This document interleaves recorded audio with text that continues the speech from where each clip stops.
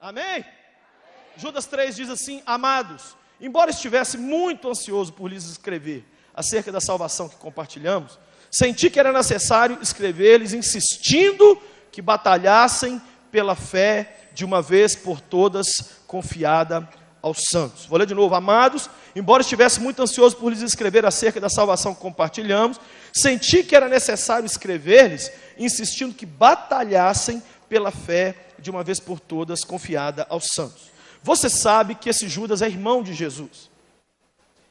E o que Judas está dizendo é o seguinte, vou resumir. Eu queria tratar com vocês um outro assunto, mas eu achei mais importante insistir com você no ponto de que a gente batalhe pela fé que nos foi confiada. Olha para quem está do lado e fala assim: temos que lutar pela fé. Esse verso é uma convocação para um exército. É uma convocação para a gente lutar. É uma convocação para a gente guerrear. Tem uma frase muito legal que eu gosto do pastor Spurgeon. Spurgeon, aos 22 anos de idade, foi considerado o maior pregador do mundo, há quase 200 anos atrás na Inglaterra. E Spurgeon disse o seguinte: o evangelho não precisa ser defendido, porque ele é como um leão enjaulado. Tudo que temos que fazer é abrir a jaula. Olha para quem está do lado e fala assim: vamos abrir a jaula. Então nós não temos que defender o evangelho. O evangelho, ele tem vida própria. É como alguém defender um leão. Não fala isso do leão. Não, é só abrir a jaula que o leão responde para a pessoa do jeito que ela quiser. O evangelho é um leão. Amém? Amém. O evangelho mudou a sua vida? Amém. O evangelho mudou a minha vida. O evangelho é a força mais poderosa do universo. E apesar dessa frase de Spurgeon, eu e você temos que ter uma resposta bíblica para as principais objeções da fé cristã. Essa mensagem de hoje é uma resposta para as principais objeções da fé cristã. Eu não fiz esse sermão sem uma pesquisa. Eu li alguns livros e eu descobri quais são os maiores questionamentos das pessoas para os crentes. E já que nesse mês a gente está falando de apologética, eu quero falar sobre esse assunto. Quero que você se ligue muito no que a gente vai falar aí ao longo dos meses. Os pastores da mocidade nos seus cultos, nós vamos estar abordando esses pontos, para que você, muita gente, quem vai voltar à aula, em alguma aula de qualquer coisa aí da vida? Deixa eu ver, levanta a mão. Isso, vai voltar à aula. Aí você chega lá no ambiente da faculdade, você vai para qualquer ambiente para trabalhar, você precisa ter a razão da esperança que há em você. Deixa eu te perguntar uma coisa: se todo crente do mundo sumisse, morresse, sei lá, e ficar só você seria um cristão com doutrina suficiente para defender a fé cristã e fazer o cristianismo alastrar de novo por esse mundo velho? Ou o cristianismo morreria com você?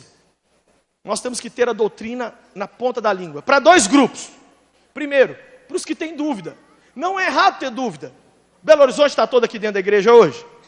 Não é errado uma pessoa que está lá fora virar e falar: Lucinho, eu não entendo por que Jesus é um líder maior do que Confúcio, do que Allan Kardec, do que qualquer um outro. Cabe a mim e a você termos a resposta para essa pessoa. Então, nós não podemos tratar quem tem dúvida como endemoniado. Não existe isso. A dúvida é legítima. A dúvida é válida. Mas o que não é válido é eu e você olhar para essa pessoa e falar assim: eu não sei não, mas eu já estou vendo Satanás na sua vida, só de você ter perguntado. Nós temos que saber alguma coisa. Eu estudei 9 anos de teologia e eu sei tão pouco. Cada vez mais que o tempo vai passando, eu vejo que menos eu sei, porque eu abro minha caixa de e-mail, igual eu abri agora aqui, e eu li um e-mail de uma garota que eu não soube o que falar para ela. Ela me disse: Lucinho, tenho 29 anos, estou vindo para a igreja agora, sou mãe solteira, o que eu falo, como que eu me comporto com os rapazes da igreja? Eu tenho medo de Deus ter me aceitado, mas os homens evangélicos não me aceitarem por eu ser mãe solteira. Que conselho você me dá? Eu falei assim: tem como você esperar um minutinho, pequenininho aí? Eu não tenho resposta para tudo. Eu não tenho resposta para um dilema meu. Eu vou ter resposta para o dilema dos outros. As pessoas chegam na minha frente e falam assim: Lucinho, você é o cara com os jovens. Se eu fosse o cara dos jovens, não tinha gente jovem da minha família que ainda não é crente. Um dia a pessoa falou comigo: vai na minha filha e ganha ela para Jesus. Falei: se fosse assim, eu já tinha ganhado alguns parentes meus que cresceram comigo e que hoje não estão na igreja. Então eu não sou nada. Eu sou mais uma pessoa que estou em busca de resposta, mas eu não posso parar de estudar. Olha para quem está do lado e fala assim: você tem que estudar a Bíblia. Você tem que conhecer as doutrinas. Eu estava um dia num lugar, um professor de seminário falou assim: defina Defina a Trindade. Ai, é a coisa mais linda da minha vida. Um aluno respondeu, é a coisa mais linda da minha vida, mas responder teologicamente. Então tá, define o diabo. Eu não quero nem falar. Quem são os profetas menores? Zaqueu. Tá na prova, isso que eu li. O professor de teologia me mostrou, Lucinho. Eu perguntei, defina profetas menores. O cara colocou Zaqueu, velho. Isso é demônio no mais grau avançado. Você não sabe definir nada, você não sabe nada sobre nada. Sabe qual é o segundo grupo que precisa de resposta? Nós mesmos. Porque eu descobri uma coisa, nós somos teologicamente muito fortes até os problemas virem. Mas quando as lutas vêm na nossa vida, nós colocamos interrogação em tudo que a gente já tinha colocado ponto final. Então você está, por exemplo, dízimo. Aleluia! E dízimo é de Deus é fiel.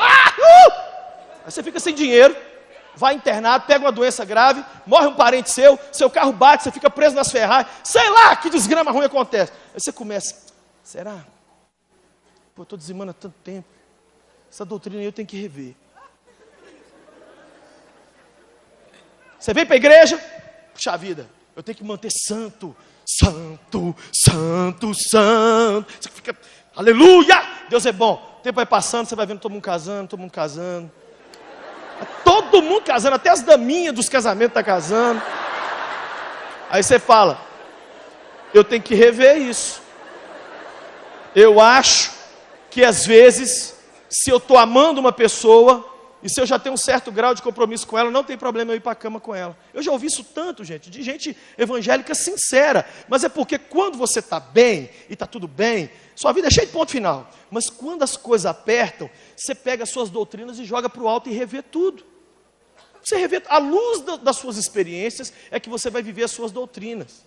Ninguém consegue enfiar alguma coisa na nossa goela. A gente vive à luz daquilo que a gente experimenta. Então eu quero rapidamente passar por alguns pontos. Isso que eu estou falando aqui eu não tirei da minha cabeça. Eu li vários livros para falar os maiores questionamentos que as pessoas têm sobre a fé cristã. Se você não vai anotar, anota. E se não vai anotar, anota. Ok? Que é muito importante. Anotar onde, Lucinho? Para que você tem bloco de nota nesse celular nojento seu? Anota, trem. Ah, não é só para anotar o Facebook do povo.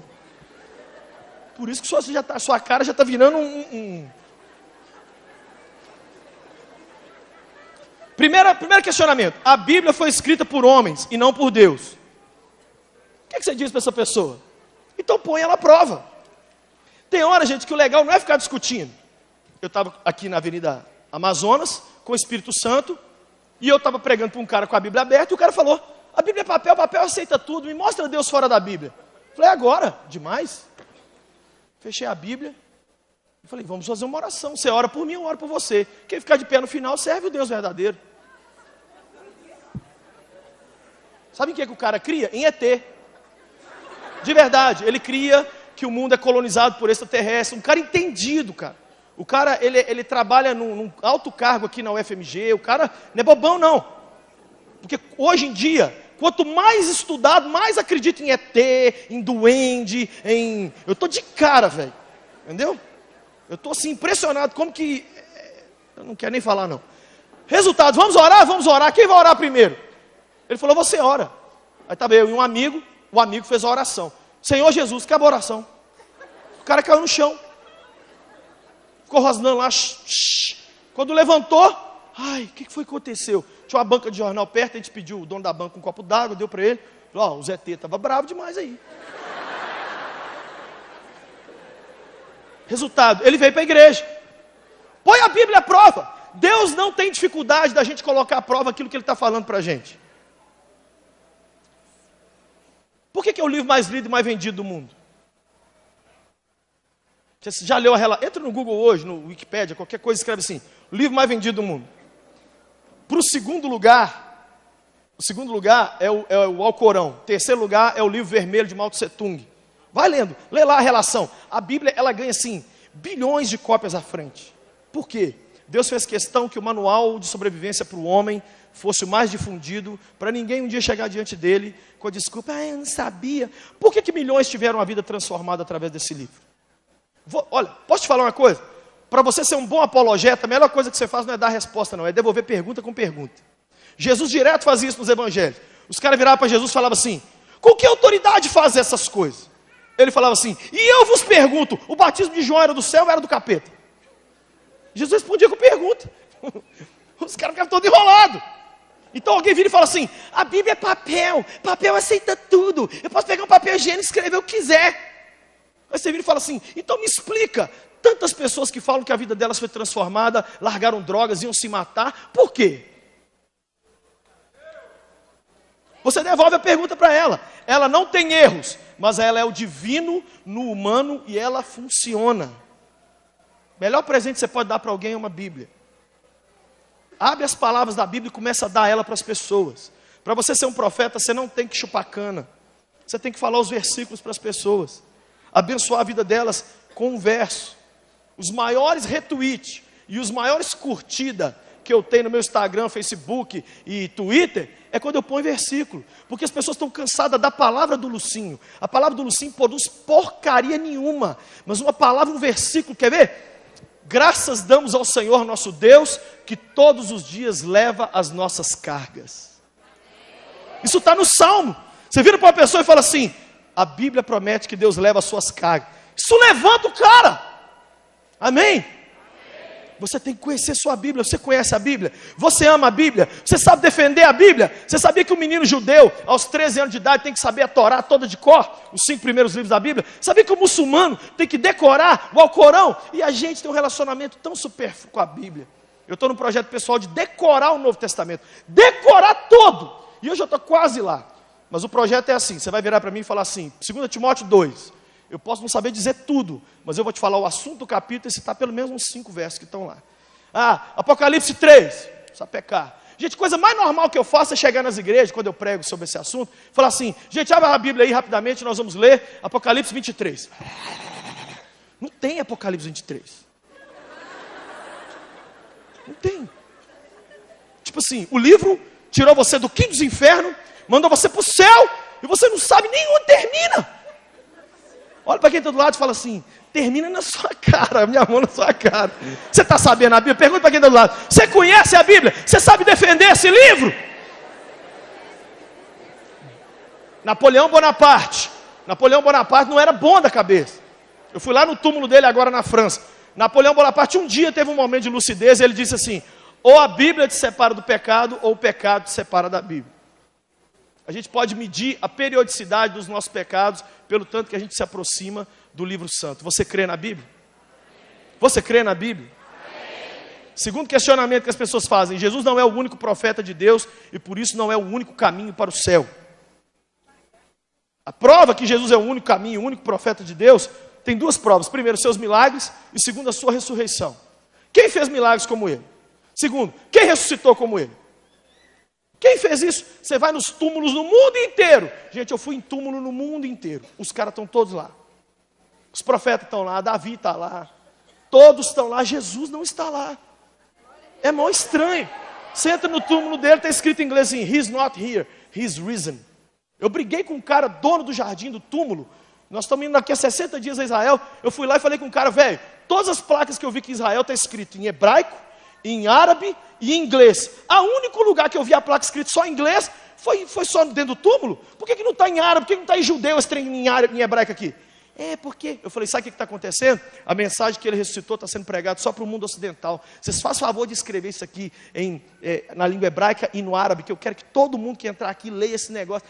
Tem que conversar com a direção. Tem que conversar com nada! Põe logo! Ele ressuscitou e todo mundo tem que saber disso.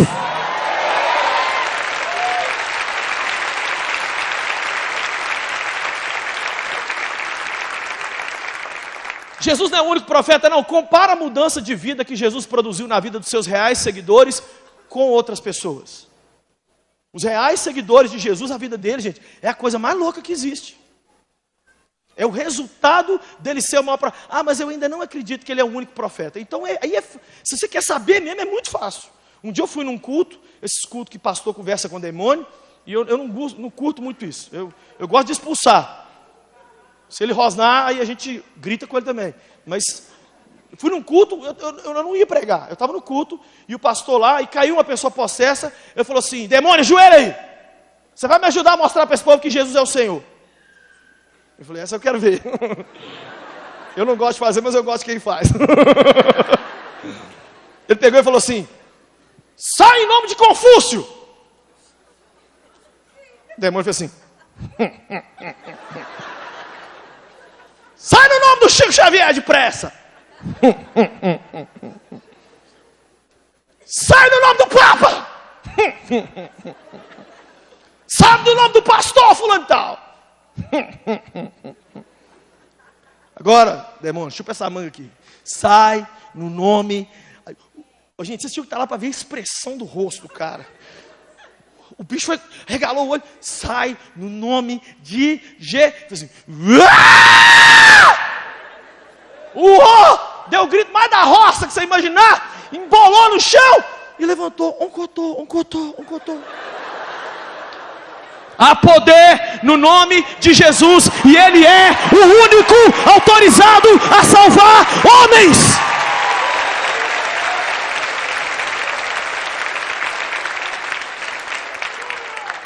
Terceiro, se Deus existe e é amor, por que tem tanta catástrofe e mal no mundo? Esses são os maiores questionamentos. Por que tem tanto problema no mundo e catástrofe? Não é por falta de amor de Deus, é por causa do desequilíbrio causado pelo pecado. O desequilíbrio causado pelo pecado levou a gente para uma situação terrível. Não tem a ver com falta de amor de Deus, mas sim com prejuízo causado pela entrada do pecado. Por exemplo, para você entender uma analogia, o meu amor pelos meus filhos não vai impedi-los de tomar um choque se eu mandar eles não enfiar o dedo na tomada e eles enfiarem. Pô, mas por que eles tomaram um choque se eu amo, sinceramente? É pelo mesmo motivo que a menina se arrebenta porque vai para a cama com o namorado, aí ela fica pegada a ele sexualmente e espiritualmente, e aí ele dá um pé na bunda dela, ela fica desesperada, e aí ela fala: cadê Deus? E Deus fala assim: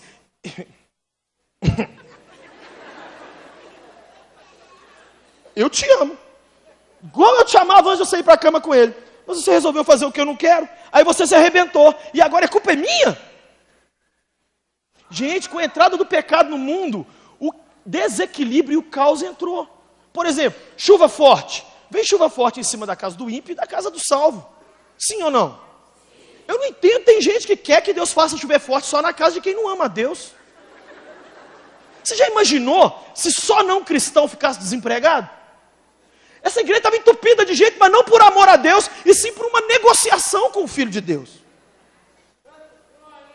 Já imaginou se alguém, os planos de saúde fizessem um levantamento? Gente, estamos aqui no Felício Roxo, Hospital Felício Roxo, concluímos que só tem pessoas internadas não cristãs. Quem nunca quer ter doença, converte. Quem está entendendo?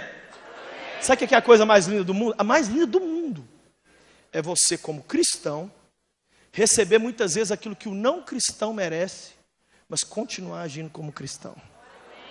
Satanás endemonia, ele passa mal, ele fala: o que eu faço com essa porcaria? Ele é fiel, ela é fiel, está acontecendo com ele aquilo que não é para acontecer, e a pessoa: estou vivendo para Jesus e dando glória a Deus, dando glória a Deus.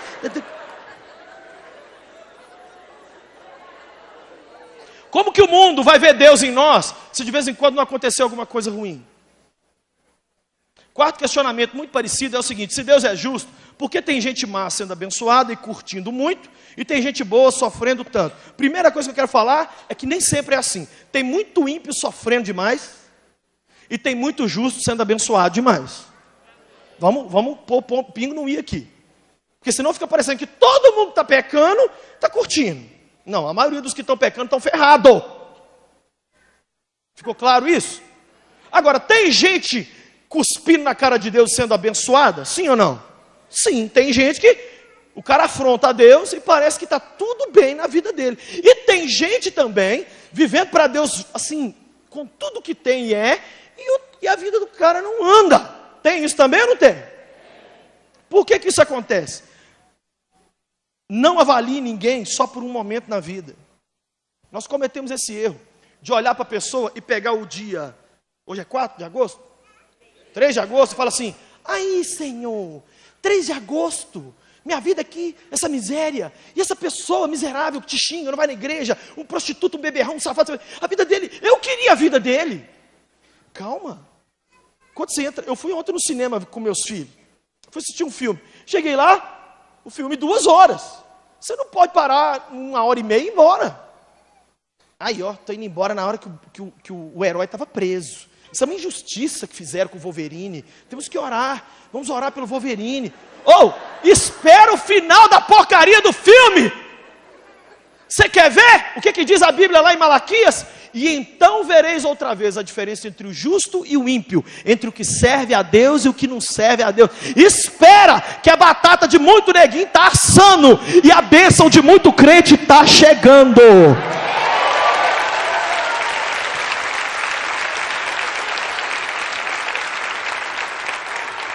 Ah, não, mas eu quero hoje, agora.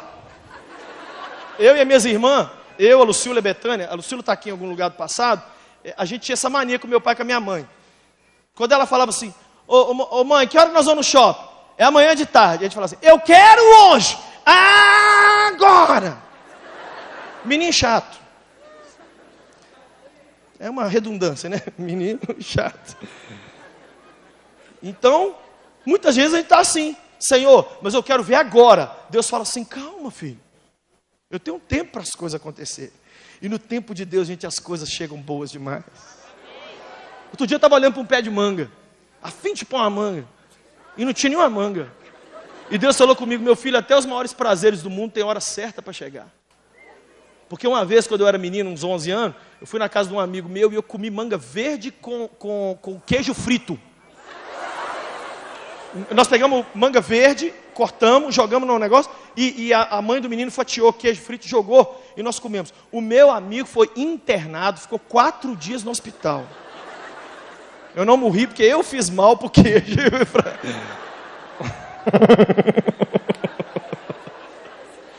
Queijo frito com manga verde. Nunca coma manga verde. Se ela está verde, Deus está falando com você. Tem coisa na nossa vida que está verde e a gente quer comer.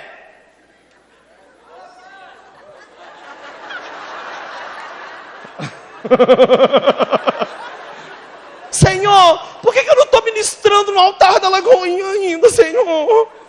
Está verde! Jesus, cadê ó? Cadê ó? Cadê ó? Cadê ó? Cadê ó? Está verde! Mas na hora que chegar, gente, coisa mais linda, você pegar uma manga. Isso quem sabe fazer? Você meia dúzia de gente no Brasil sabe fazer isso. Bate ela no liquidificador, põe naqueles cubinhos de gelo e põe lá dentro. E aí você come cubinho de gelo de manga com os fiapinhos agarrados. É maravilhoso. Quem vai para o céu? Assim. É melhor que Häagen-Dazs ou não é? Olha que apologética profunda nessa noite. Né? Quinta objeção. Por que eu tenho que deixar minha crença para seguir a Cristo se eu tenho paz na minha religião? Bem, primeira coisa que a gente tem que saber, que a gente tem que falar, é que o nosso coração não é confiável. E por isso é possível, por causa do pecado, a gente ter tristeza com a coisa certa e ficar em paz com a coisa errada. Eu ouço muita gente falar assim, eu estou em paz para fazer isso, pastor. Eu quero te informar que Adolf Hitler matou os judeus em paz. Ele não tinha crise de consciência. A maioria dos assassinatos que a gente ouve falar, o assassino não matou e foi para o Muro das Lamentações chorar. Ai, eu matei. Não. Quando você vê o cara, aqui, olha para mim. Quando você vê o cara na televisão assim, ó, de cabeça baixa, ele está triste que ele foi pego. Ele não está triste que ele matou ninguém, não. Ele falou, que porcaria. Por que eu deixei os caras me pegar? Eu queria matar só mais 10. É assim, quem está entendendo? Estou dizendo. Então, é possível você estar em paz. Eu nunca esqueço a história de um homem que ele estava em paz com a saúde dele, e a mulher dele insistindo para ele, vai no médico, vão no médico. Por fim, ela marcou os exames, ele fez os exames, sentou na frente do médico, o médico olhou os exames, é uma família que eu conheço, amigos meus, e ela falou assim, ô dona fulana, nem olhou para o marido, ela falou assim, a senhora é viúva de marido vivo. A doença mais, que eu nem vou tratar hoje aqui, que eu descobri, é diabetes, no último grau. Seu marido está podre. Então é possível sua saúde espiritual estar terrível e você está morto de paz, tranquilo. Você levantar de manhã e falar, E Deus olhar lá de cima e falar assim, já era. E é possível você levantar também em crise. Olha para mim, isso aqui que é legal. É possível você estar em crise, sofrendo, sem entender nada, com mais interrogações do que pontos finais. E Deus olhar para você e falar assim, eu me agrado de você, meu filho. Essas dúvidas vão passar. Olha para quem está do seu lado e fala assim, as dúvidas vão passar. Cristo quer que abandonemos a nossa religião, porque o que Ele propõe para a gente não é uma religião, é um estilo de vida. Jesus não é uma religião, Ele é um estilo de vida.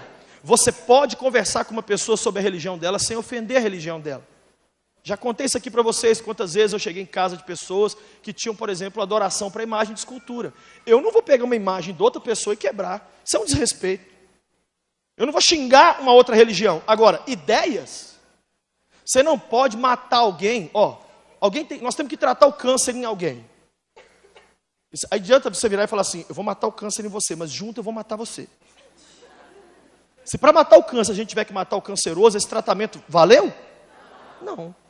Tem que matar o pecado sem matar o pecador. Tem muita gente sem sabedoria na hora de defender a fé cristã, mata a pessoa e deixa a doutrina viva. Você tem que... um dia uma pessoa querida, que ora para santos, ora para todo tipo de gente, veio conversar com os amigos meus. E os amigos meus começaram a falar, e ela falou, não, olha, fulana, a Santa Catarina é demais, Santa Edvisa que segura a minha vida de pé. E foi falando, e os meus amigos ali, aí os meus amigos falaram assim, a senhora crê na Bíblia? Eu creio. Ai, a Bíblia é demais, tudo na Bíblia eu creio. Aí eles abriram lá em 2 Timóteo, que fala assim, só há um mediador entre Deus e os homens, Jesus Cristo, o homem. O que a senhora me explica disso aqui? Entregou na mão dela. Quando ela leu, ela virou para eles e falou assim, o que eu estou falando aqui não bate muito com o que está escrito aqui, né? Eles falaram assim, pois é nisso que a gente estava aqui pensando. Só não quer ir lá na igreja para a gente ouvir mais? Tem um negócio chamado EBD, Escola Bíblica Dominical. Não é bom dormir, não. É Escola Bíblica Dominical. Vamos lá para a gente aprender mais sobre Deus? Vamos? Eu vou. Veio para a igreja e converteu. Tem outro jeito de falar também. É por isso que você está com essa cara desgraçada, devota de Santa Edvisa mesmo. Tem gente que faz assim, tem ou não tem? Tem gente. Então quando você vai falar da religião de outra pessoa, gente, olha para mim. É a coisa mais louca do mundo. Por que o Brasil não pode ser mais o país do futebol? Eu vejo pessoas mudarem de tudo, até de religião, menos de time de futebol. Eu já vi pessoa mudar de sexo, mudar de tudo, de linguajar, de igreja, as pessoas mudam de tudo. Eu não vejo pessoas falando que muda de time. Por quê? Porque na verdade, a gente está lidando aqui no Brasil com uma realidade de idolatria, que vai muito além de uma igreja que adora imagens. Nós estamos falando aqui de partidos de futebol. A gente tem que tomar cuidado, amém? Para a gente não entrar para uma idolatria, amém? Senão a gente está condenando a adoração de imagem na vida do outro e a gente mesmo é idólatra em outra área. Sim ou não? Eu já expliquei para vocês porque eu brinco de futebol no culto. Eu brinco de futebol no culto, que é o único momento do culto que eu consigo arrancar de vocês a reação que eu gostaria que tivesse quando falasse de Jesus. É o único momento. Os maiores gritos de um culto, nunca é no louvor, nunca vi. Os maiores gritos de um culto é eu mencionar aqueles 2 nomes que vocês já estão pensando aí. Só de falar. Pode vir seguir de um palavrão, pessoal, eu gosto, mesmo com palavrão, eu amo, eu morro, eu mato. Aí endemonia, aí já é universal, já tem que mandar para o universal.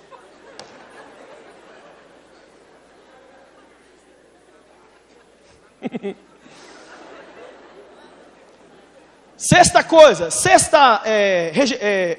rejeição da fé cristã. A vida dos seguidores de Jesus não bate com os ensinos de Cristo. Em muitos casos sim, mas em muitos casos não. Tem muita gente levando Jesus a sério.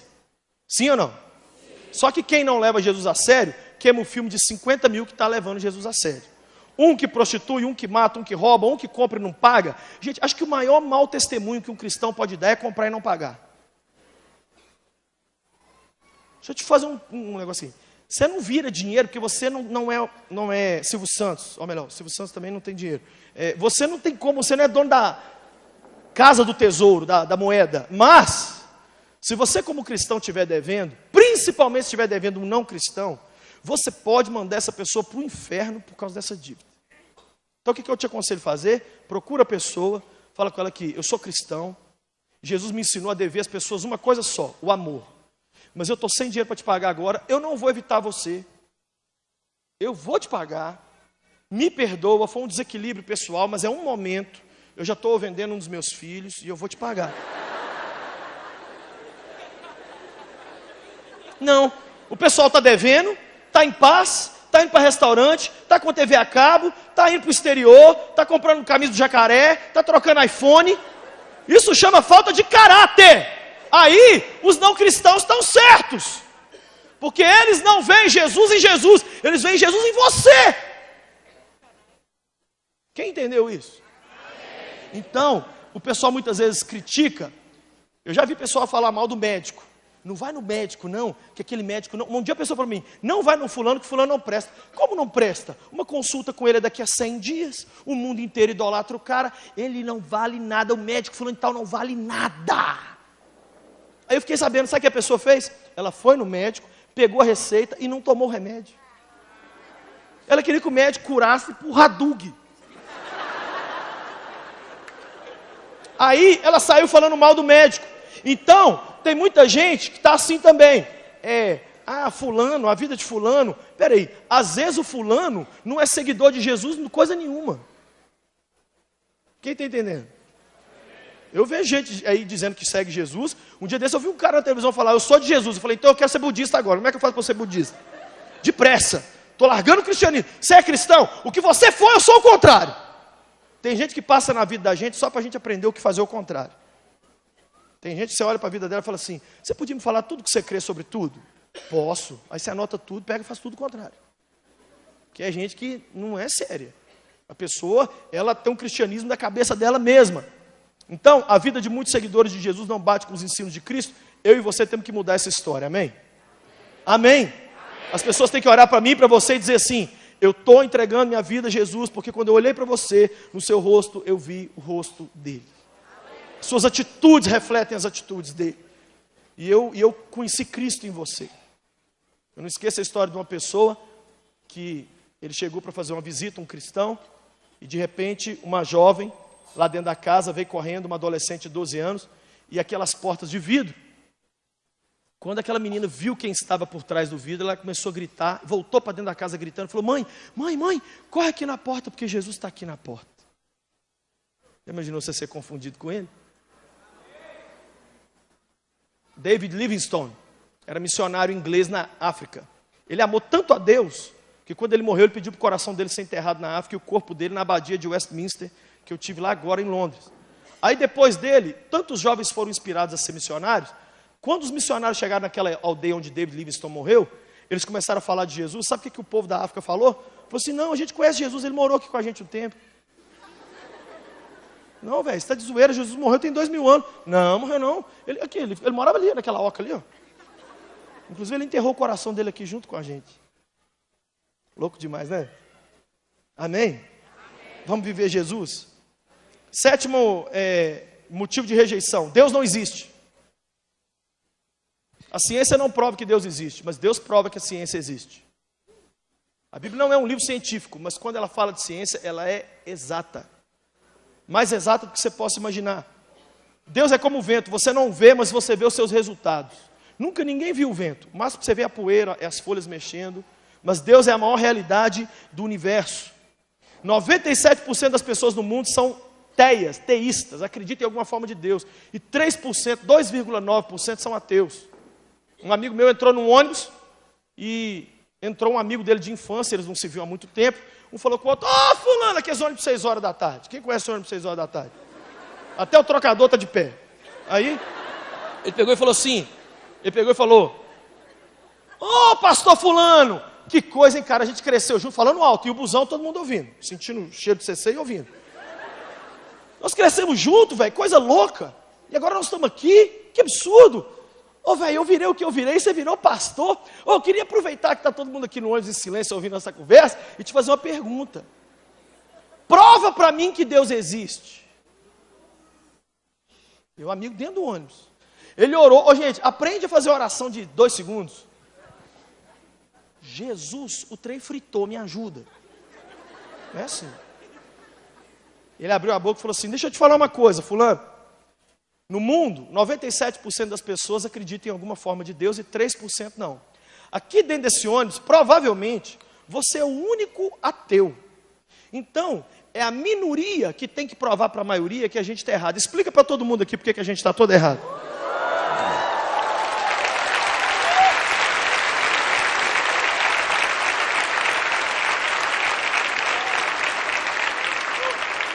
Não há uma cultura do mundo sem o conceito de Deus, nenhuma. Todas as culturas do mundo têm alguma forma de Deus. Essa é uma frase para você falar. Outro argumento você pode usar, um argumento de Tomás de Aquino, a escala da ascendência e da descendência dos seres. Se tem seres perfeitos e imperfeitos, se tem, por exemplo, pedra, planta, bicho, homem, não é verdade? E vai assim, os seres vão ficando perfeitos e se vão ficando imperfeitos. Deve haver algum ser todo imperfeito lá embaixo na escala, e deve haver algum ser todo perfeito lá em cima dessa escala. Isso é um argumento filosófico, para você usar. Leia o livro Suma Teológica, de Tomás de Aquino, tem mais de 1000 páginas. É um livro que você pega o catálogo de Belo Horizonte, mesma coisa. Ele fala disso, não é verdade? Mas se você é menos crente, quer ler um livro menor, lê Mais que um Carpinteiro, do Josh McDowell. Defesa da Fé, Mais que um Carpinteiro, Cristianismo Puro e Simples, do C.S. Lewis. Lê um livro, gente. Para de ler só os que escrever lá no Facebook, meu Deus. Amém? Investe na sua fé. Aí você sai na rua pedindo, pelo amor de Deus, para alguém te fazer pergunta. Ninguém faz. É igual quando você tem carteira de motorista, nenhum polícia te para. Isso é uma regra mundial, você sabe, né? Só quando você não tem carteira que você cai na blitz. O que mais? A complexidade da criação. Olha para aqui, gente. A complexidade do ouvido humano exige um criador. A complexidade da fotossíntese. Isso não pode não ter um criador. O ciclo da chuva. Quem bolou isso é um gênio. Ah, não. Explodiu e caiu assim. A chance do mundo ter sido criado fruto de uma explosão é a mesma chance de um carro andando na rua, um caminhão grande, que tinha farinha, tinha pó, tinha todos os ingredientes. De repente esse carro capota. E os ingredientes vão miraculosamente se misturando. E naquelas capotagens ali, a temperatura vai subindo, porque o caminhão pega fogo. E o bolo vai se juntando. E de repente ele fica em forma de bolo. E ele é assado ali dentro daquela capotaria. E quando ele acaba de dar a última volta, a porta traseira abre e o bolo voa e cai na janela, na mesa da casa do rapaz que está...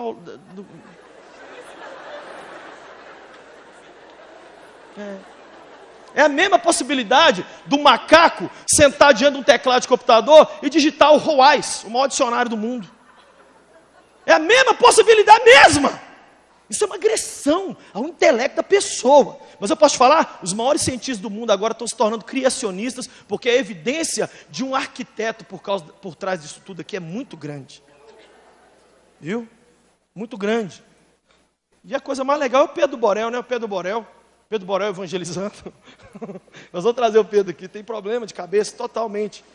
O Pedro estava lá na Marquês de Sapucaí, evangelizando os caras, que ele vai para a Marquês mesmo, ele gosta de samba, ele fica lá, e ele chega oferece oração, oferece para o Sademônio, oferece para tudo. E o Pedro está lá com o cara na Marquês de Sapucaí, ano passado. E os dois lá, e tal. Aí ele virou para o cara e falou assim, irmão, pô, Deus te ama. Eu sou ateu, meu irmão. Acredita? Você não acredita na criação? Não acredito em Deus, não acredito em criação, não acredito em nada. Não, mas Deus te ama. Posso fazer uma oração para você? Sou ateu. Ele ficou calado, curtiu lá. Aí na hora de ir embora, ele falou aqui, deixa eu fazer uma oração para você. Meu irmão, sou ateu, meu irmão. Ele falou, não, então não tem problema, deixa eu fazer a oração. Aí ele falou, pode. Aí o cara fez assim.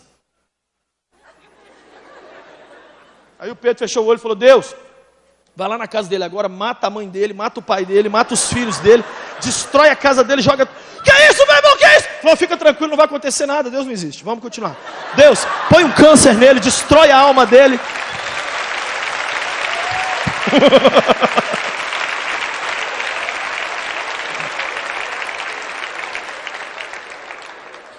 Aí o cara começou a chorar, falou que tinha uma mágoa com Deus. Aí Deus já existia, né, para ser magoado. Ô gente, eu só acredito no ateísmo de um tipo de pessoa. E eu estou falando na televisão, o senhor ateu podia me procurar aqui. Um tipo de pessoa acredita que ela é ateu. Eu pego avião todo dia. A pessoa que estiver dentro do avião, e o avião estiver caindo, e o piloto gritar assim... Ah! e a pessoa não gritar, oh my God, oh my God. Esse é ateu. Estou morrendo aqui, mas eu estou bem demais, entendeu? Todo mundo clamando santo que não existe, e a pessoa, não, que é isso, tá tudo. Essa pessoa que não clamar a Deus com o avião caindo, ela é ateu. O resto, eu não acredito, porque milhões de pessoas ao longo da história, no leito de morte, largaram o seu ateísmo e entregaram a vida para Deus. Mas não há história e registro de nenhuma pessoa que no leito de morte abandonou Cristo e virou ateu. Pode abandonar Cristo, mas virar ateu não vira não, porque é uma... Você sabe como é que o ateu evangeliza? O ateu foi evangelizar o cara, chegou, entregou um folheto em branco e falou, o que é isso? Ele falou, sou ateu.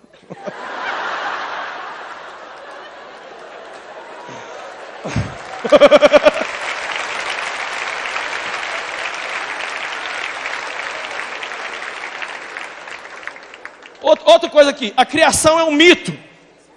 Se a criação é um mito, então a evolução que existe, cadê o elo perdido? Onde está o elo perdido? Existe mais fé para crer na evolução do que para crer na criação. Muitos cientistas estão convertendo. A evolução, olha, não existe.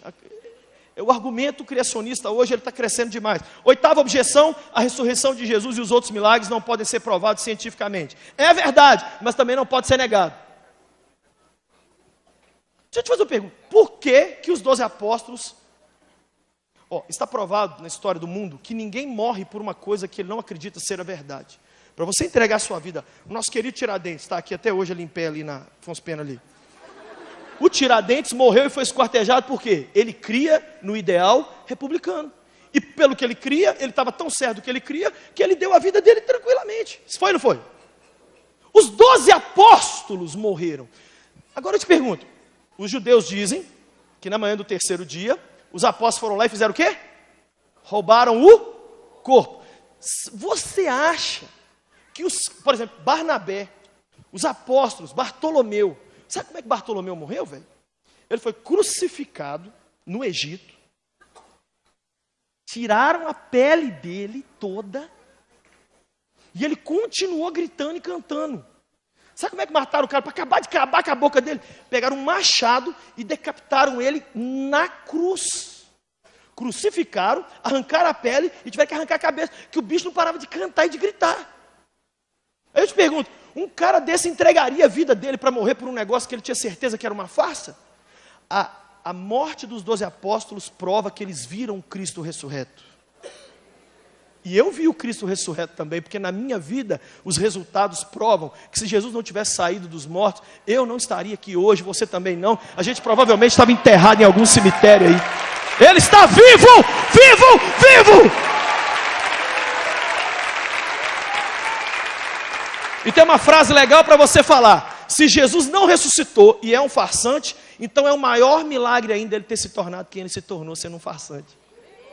É mais doido ele ser um mentiroso e ter virado o dono do mundo igual ele é, fazer o mundo inteiro parar dia 25 de dezembro. É mais doido isso do que ele ter ressuscitado. Como que ele conseguiu ser uma farsa e ganhou todo mundo? Fala isso pro cara que vai miar para te responder. Outro argumento. Se todos somos filhos de Deus, por que ele mandaria alguém para o inferno? Primeiro, nem todo mundo é filho de Deus. Esse iPhone aqui é meu, mas ele não é meu filho. E o tratamento que eu dou para esse iPhone não é o meu tratamento que eu dou para a Emily. Tem pessoas que entram na nossa vida e querem que a gente trate elas como se fosse nosso filho. Não, uma coisa é um filho, outra coisa é outra coisa. É um amigo, é um conhecido, é um colega. Deus tem filhos e Deus tem criaturas. Por que Deus fez isso? Não foi Deus que fez isso, fomos nós que fizemos. Alguns continuam querendo Deus só como o seu mestre Jedi, que dá as coisas na hora que quer. Outros querem um relacionamento de pai com ele. Quem quer um relacionamento de pai com Deus? Eu não quero Deus para resolver meus problemas. Eu quero Deus como meu pai, inclusive para me corrigir. O inferno é para o diabo e para quem quer viver como o diabo. Deus não fez o inferno e falou assim, estou fazendo o inferno aqui para Mariana. Vai pro inferno, Mariana. Não, eu estou fazendo isso aqui para o capeta e para quem não me quer e para quem quer viver igual demônio. Vai para lá. É assim. Ai, mas que Deus cruel. Deus cruel? Quantas vezes o seu pai e o meu pôs a gente de castigo? Meu pai me põe de castigo toda hora. Se um pai retardado, um avô idiota, se nós, uma geração de gente abestada, a gente sabe corrigir um filho e dar nele umas palmadas e pôr ele num lugar de castigo, Deus vai ser um panaca que vai deixar todo mundo fazer o que quer, e aí, no final, mas olha, vem pro céu assim mesmo.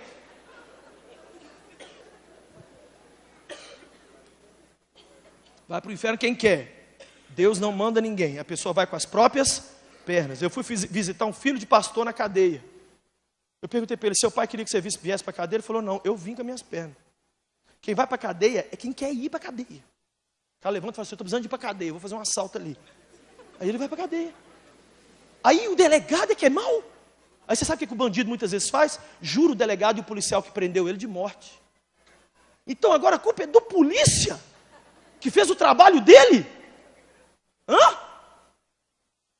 Deus tira a mão, tem gente pecando, Deus tira a mão dele e fala assim, fala do seu jeito. A pessoa se arrebenta, aí depois a pessoa faz o quê?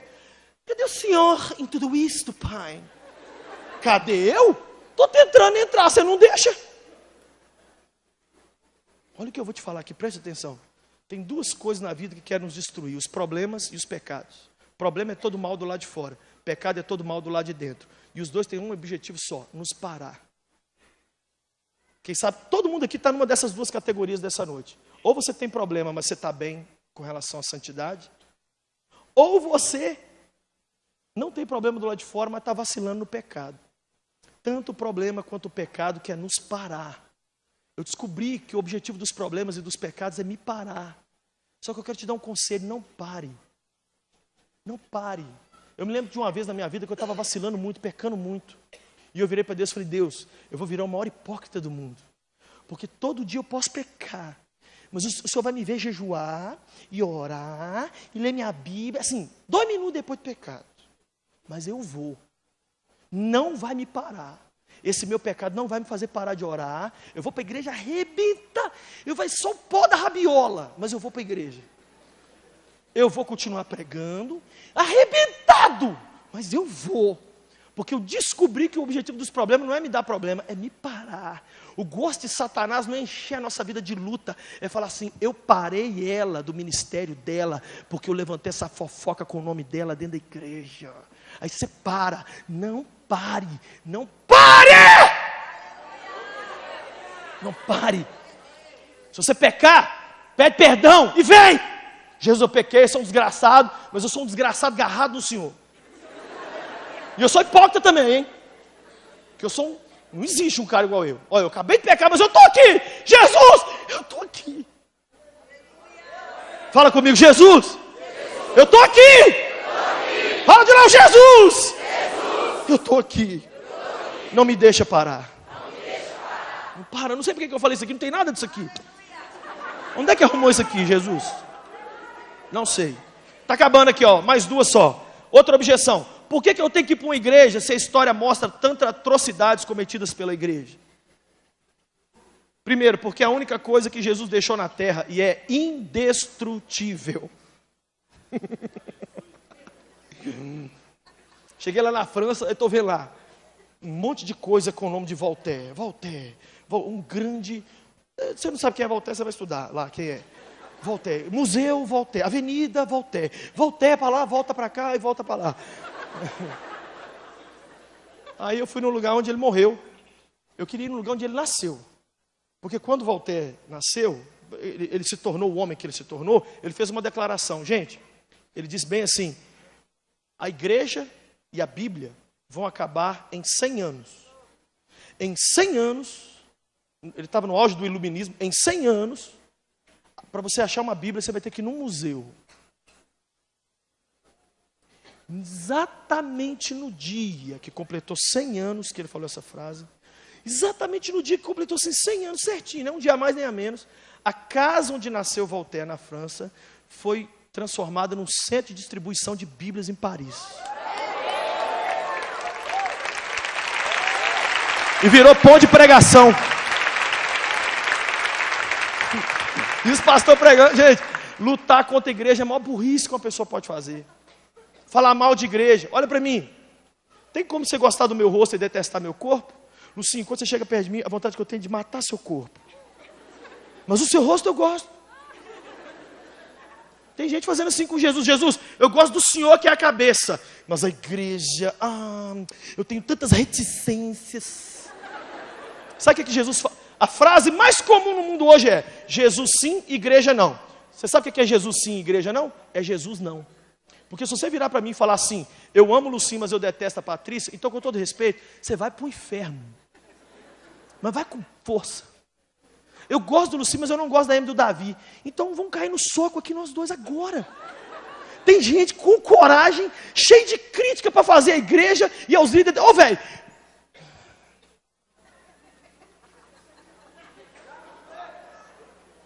Vamos cuidar da nossa vida, vamos?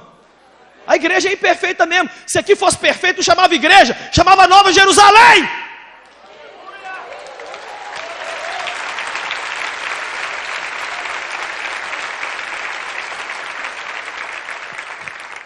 Igreja é como a Arca de Noé. Aquele monte de animal soltando gases. Quando um vai dormir, o outro ronca, o outro solta o outro gás, o outro... o elefante espremendo a girafa, aquela guerra com o pescoço doendo, e a minhoca, todo mundo quase pisando na minhoca, e toda hora vai um reclamar com Noé. Onde você enfiou nós aqui? Essa arca não existe, é um fedor, a fila do banheiro é uma loucura. Como é que pode um animal desse que fica fazendo barulho o dia inteiro, essa hiena? Vou matar ela. Eu descobri que se eu fosse da arca de Noé, eu era uma hiena. Cada minha risada. Mas eu descobri uma coisa: pessoas chorando, todo mundo gosta. Pessoas sorrindo, as pessoas não gostam muito. Alegria incomoda, sucesso incomoda, gargalhada incomoda. Minhas rugas de preocupação aqui, ó. Vou continuar rindo. Se ele me fez com uma risada engraçada, quem sabe ele cura alguém de uma depressão com a minha risada. Se nada em mim melhorar alguém, um abraço meu, um beijo, sei lá. Eu sei de uma coisa: eu vou ficar dentro da arca, porque do lado de fora da arca, sabe o que tem? Dilúvio, morte, destruição. E eu prefiro ficar na arca, que é a igreja, tendo que resolver meus problemas uns com os outros, e tendo muitas vezes diferenças uns com os outros, mas ficar do que abandonar tudo. Vocês sabem que eu vim de outra igreja para cá. Eu me era membro da igreja Getsemane. Eu, antes de vir para cá, eu vim aqui conversar com o pastor, para depois eu ir lá no meu antigo pastor, porque eu não tinha coragem de ficar entre Antônio Carlos. Eu não tinha coragem de ficar sem pastor, nem nada. Eu falei: eu vou conversar com um, eu pego a bênção de um, depois eu vou no outro, depois eu volto no outro, para falar que o outro liberou. Porque eu não tinha coragem de pegar um carro e ficar no Antônio Carlos pensando assim: nesse momento eu não sou membro de lugar nenhum. Eu não tenho nenhuma cobertura espiritual. Tem gente que não é membro de nada e está em paz. Depois reclama da vida. Não tem ninguém orando por você não, senhor. Porque quando o pastor ora e fala: Deus abençoe a Igreja Batista de Lagoinha, ele não está orando pelos visitantes crônicos. Ele está orando por quem é membro. Vira membro hoje, trem. Para que essa... De que igreja é? Da Igreja dos Santos, dos Salvos de Deus na face da terra. Quem é seu pastor? Jesus Cristo é... Mentira. Amém? Tem que ir para a igreja. Outra coisa: é impossível obedecer o que Jesus ensinou. Essa é uma das maiores objeções que eu li, que eu procurei. As pessoas falam: eu não sigo Jesus porque é impossível seguir o que ele disse. Por exemplo, sexo depois do casamento. Como é que eu faço? Vou ter que... castração? Para o homem sem Deus, esse argumento é verdadeiro. Mas para quem tem um Espírito de Deus, o Espírito Santo torna a gente capaz de viver e de obedecer tudo que Jesus nos ensinou. Eu falei aquela hora: não pare, não pare. Sabe o que é o nosso problema? Aquilo que a gente diz que é muito difícil de obedecer, milhões de cristãos conseguiram obedecer ao longo desses 2000 anos de cristianismo. Então, quebra minha perna e a sua perna. No meio jurídico, o Santo está aqui advogado, tem a questão do precedente. O que é um precedente? É alguém que conseguiu um direito e por isso ele abriu uma brecha na lei. Então, por exemplo, alguém diz: é muito difícil seguir Jesus nesse quesito aqui. Tá, mas aí tem milhões de pessoas que conseguiram ser fiéis a Cristo naquilo. Esses que conseguiram, manda nós para a roça, acaba com a gente. Porque quando você quer falar para Deus assim: é difícil demais, Deus fala assim: então peraí. Meus servos, tem alguém no mundo aí que conseguiu obedecer? Então ensina para ele ali que ele está falando que não tem jeito não. É o famoso caso que eu já contei do jovem que veio me falar, que masturbava o dia inteiro. Pastor, eu masturbo o dia inteiro, eu acordo masturbando, eu durmo masturbando. É mesmo, menino? É. Não tem jeito. Ó, não vem com essas fórmulas sua, você é cheio do Espírito Santo. Não vem que não, eu já tentei, eu já fiz tudo. Não tem jeito. Falei, não, eu sei que não tem, é impossível mesmo. Fica em paz, só quero que você troque ideia com um amigo meu. Vem cá, fulano, chamei o fulano. O fulano tinha sido garoto de programa durante 7 anos. E ele tinha feito assim, às vezes 20, 15, 30 programas numa noite. Falei, bate um papo com esse menino aqui, por favor. Aí acabou o culto. O menino chegou, não, pastor, acabou comigo, velho. O menino transava com árvore, com pedra, com tudo. E o cara agora nem masturba. E eu que só estou na masturbação, eu vou ter que mudar de vida. O cara resolveu a vida dele, não resolveu a minha. Então é isso. O que você falar que é difícil de seguir, milhões de cristãos conseguiram seguir. Então nós não temos desculpa. Obedecer Jesus é possível. E 1 João diz assim, os seus mandamentos não são pesados. Repita comigo, diga, os seus mandamentos não são pesados. Deus sabe o nosso limite e nos capacita com o Espírito Santo para que a gente possa ir além. Que o Espírito Santo te capacite para você viver essa semana, a semana mais santa da sua vida, esse ano. Que as suas palavras, pensamentos, atitudes, ações e reações sejam guiadas por Ele. E que a nossa vida no altar seja a maior resposta para esse mundo sem Deus. Último, para a gente orar, por que eu preciso ser salvo? Se, primeiro, eu sou bom. Se, segundo, eu faço boas obras. Se, terceiro, eu não me sinto pecador. Por que você tem que ser salvo se você é bom? João 3, a Bíblia fala de um homem que se achava muito bom. Mas só há um bom que é Deus. Segundo, se eu faço boas obras. A salvação não é por nada que você faz ou deixa de fazer. A salvação é por um relacionamento pessoal com Jesus. E o último, por que eu tenho que ser salvo se eu não me sinto pecador? É engraçado que um dia eu fui visitar uma mulher, e quando eu cheguei para visitá-la, ela estava com o diagnóstico que ela morreria naquele dia. Eu esqueci o nome daquele hospital ali no Alto da Raja. Tem um hospital ali no Alto da Raja ali. Madre Teresa? Madre Teresa. Cheguei lá para visitar essa pessoa. Gente, eu olhava para a mulher, o médico dizia, hoje ela morre. Mas ela não tinha nada. Não tinha um fio ligado nela, nada. Ela estava magra, mas assim, conversava, ia para lá, e os filhos chorando muito. E eu falei assim, gente, ela não vai morrer hoje? Eu orei, cantei e fui embora. Eu não tinha saído do estacionamento, a mulher morreu. Então assim, a gente não sabe o que vai acontecer com a gente. Todos os cultos que eu estou aqui na igreja, eu choro muito, eu fico muito emocionado na hora do louvor. Hoje eu estava aqui tão emocionado, que hoje, 6 da manhã, eu vou pegar um voo, vou para o outro lado do Brasil.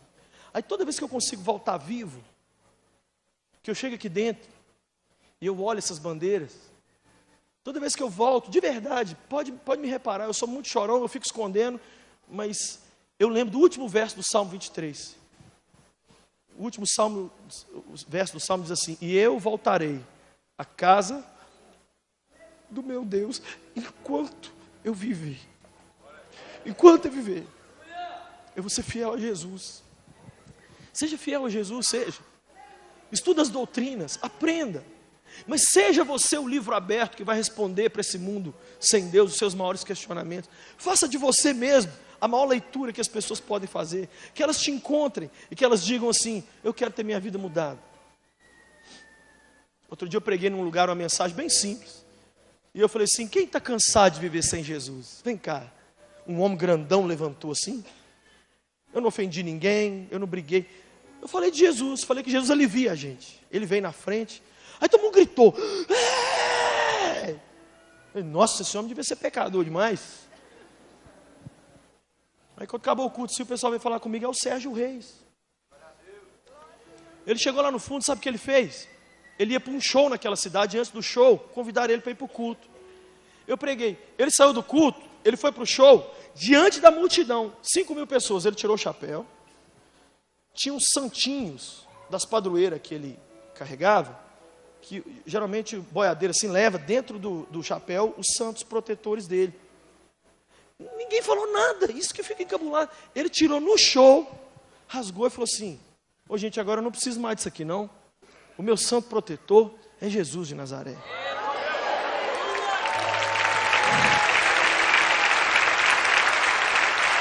Você quer isso? Olha o que o Espírito Santo está me dizendo aqui. Tem gente aqui sentada nessa noite que está cheio de dúvidas também. E Ele manda eu te dizer que não é errado ter dúvidas. Mas Ele manda eu te dizer que Ele está aqui para pôr um ponto final em cada interrogação que você tem. Algumas dúvidas vai levar tempo para Ele te esclarecer. Vai ser com a caminhada com Ele. Outras dúvidas Ele vai esclarecer hoje aqui mesmo. E você vai sair por aquela porta ali, ó, já pronto para servi-lo e para ser um defensor da fé. Vamos viver assim? Vamos amar o Senhor? Vamos conhecer a nossa fé? Vamos. Eu quero fazer uma oração. Todos repitam comigo, Jesus. Repete comigo todo mundo. Não converse agora, olhe para mim e diga, Jesus, eu preciso do Senhor. Nesse mundo cheio de perguntas, você é a única resposta. Todos os meus dilemas só tem solução no Senhor.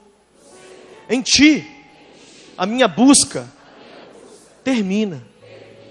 Eu achei o Senhor. Ou melhor, o Senhor me achou. Perdoa agora os meus pecados. Escreve o meu nome no livro da vida, porque a partir de hoje eu serei uma carta viva, lida para os homens. Não só haverá transformação em mim, como também através de mim. Escreve agora o meu nome no livro dos salvos. Dá-me o Espírito Santo, porque eu saio daqui hoje perdoado e transformado. Obrigado por ouvir essa simples oração e me salvar. Em Teu nome eu oro. Amém.